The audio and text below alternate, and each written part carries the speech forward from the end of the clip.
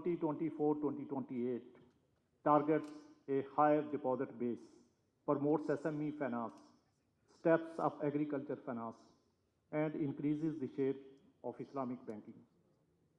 To facilitate the achievement of these objectives, fair treatment of customers is crucial.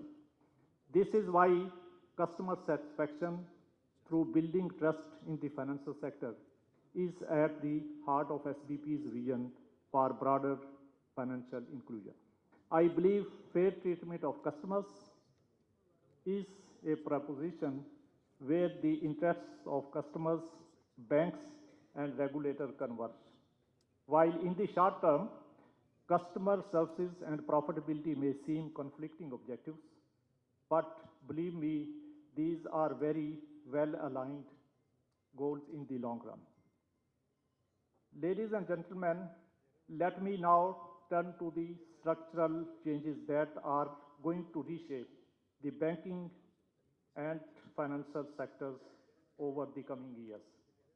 In the interest of time, I will focus only on two of these changes: technology and digitalization, and the need for climate resilient financing. Let's first focus on the technological advancements that are going to reshape our financial sector in the coming years.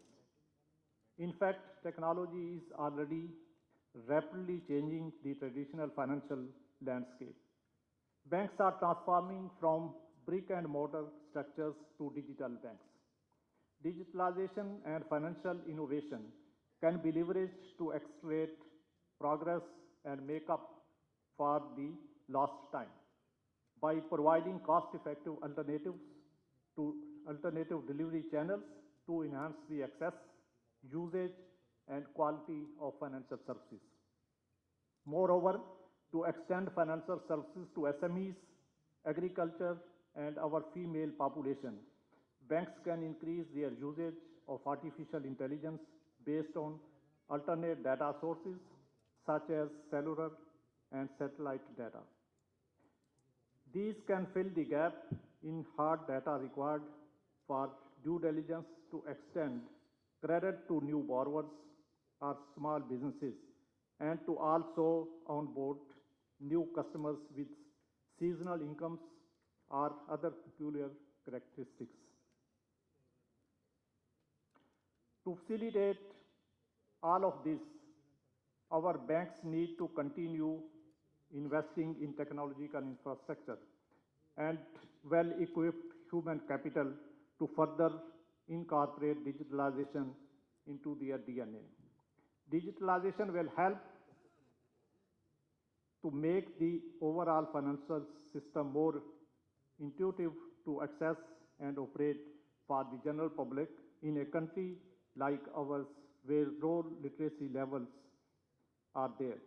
Only then will we be able to phase out the highly inefficient cash and check-dominated payments landscape. The technology solutions should also load the various charges for at least the basic banking services, including digital payments via cards and banking applications. I would also like to take this opportunity to encourage banks to work on a war-footing basis to help their business clients digitize their payments. All banks should provide digital transactional access to their business customers, preferably via secure portals, and guide them as to how to use them for their day-to-day transactions instead of visiting branches or using cash. I sincerely believe that technology, if harnessed correctly, can truly act as a silver bullet that may address many of the gaps in the banking that I have mentioned. At the same time, we must acknowledge that risks related to technology are real, and online frauds, scams, and data and information theft are ongoing concerns. In order to sustain this financial stability gains, the industry must proactively upgrade its risk detection and prevention tools. I urge banks to invest in technology infrastructure to constantly align risk management practices and train your workforce in customer-oriented culture. I would also encourage banks and fintechs to partner with each other and provide innovative products for customers that are otherwise not available on stand-alone basis. For banks, such partnerships can help penetrate largely untapped segments like retail businesses and micro and small medium enterprises, yielding beneficial outcomes for all the stakeholders, including banks, their customers, and fintechs. I am pleased to share that technology has always remained a prime focus of SBP to enhance the efficiency of the financial system. We have provided a facilitative regulatory and supervisory framework to encourage traditional banks as well as emerging fintechs to operate in the country and provide inclusive and reliable financial services to the general public. For instance, RAST has been a huge success in Pakistan, and this success is attributed to the hard work of our industry with more than 42 million unique RAST IDs. Further, during the past year, the industry has deployed RAST QR code payment solutions at more than 800,000 merchant locations. This deployment, along with the usage, needs to be drastically increased. Our aim is that we work as an industry and ensure that at least 2 million merchants are onboarded on RAST by the end of this year. Ladies and gentlemen, I would now like to discuss the second structural change that has implications for the financial firms, not just in Pakistan, but also globally. The need for climate resilient financing. Climate change extends beyond just environmental concerns. Given its impact on social equity, economic growth and development, and long-term economic stability. The flood-related damages to lives, livelihood, infrastructure, and supply chain in 2022 in Pakistan is one such recent example. The financial sector is not immune to the effects of climate change. Our financial institutions must improve their ability to assess the impact of climate change across credit, market, liquidity, and operational risks. These risks are further amplified by the interconnectedness of financial and non-financial players, creating systemic risks. Given the widespread impact of climate change on the financial sector, SBP's strategic vision 2023-28 is focused on initiatives required to establish a climate-resilient financial sector.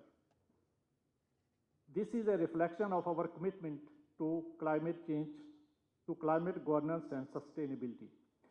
We are enhancing our forecasting capabilities, integrating climate impacts into macroeconomic models, working on climate-related financial disclosures, and embedding climate risk assessment within our supervisory processes.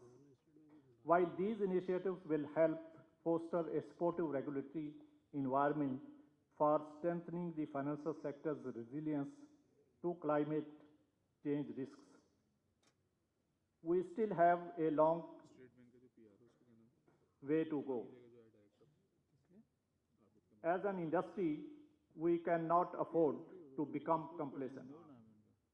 We must collaborate to address issues like data gaps, risk integration, and building capacity to support businesses for sustainability across the value chain. Additionally, I want to underline the pivotal role that our businesses and academia can play in tackling sustainability challenges by contributing through research, policy recommendations, and fostering collaborations. Ladies and gentlemen, before I conclude, I would like to thank the industry for their very supportive role and their contributions in the endeavors and initiatives of both the government of Pakistan and the State Bank.